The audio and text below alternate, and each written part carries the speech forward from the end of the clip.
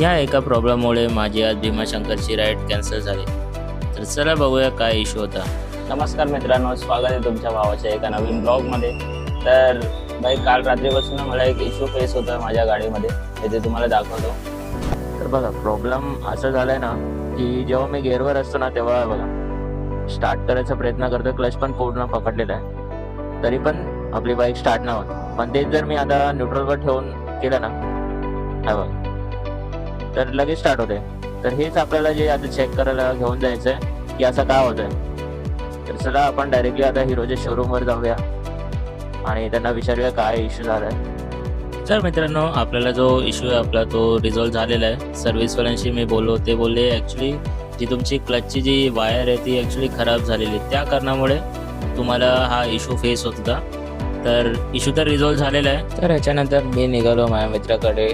त्याची आज राईड होती, तो आज चालेला इंडिपेंडन्स राईडला. तर त्याला फक्त बाय बोलून मग आपण तिथून निघून गेलो. तर मित्रांनो, असा आपला आजचा जो ब्लॉग होता. तर भेटू आपण अशाच नेक्स्ट ब्लॉगमध्ये. तेव्हापर्यंत स्टे सेफ, राईड सेफ.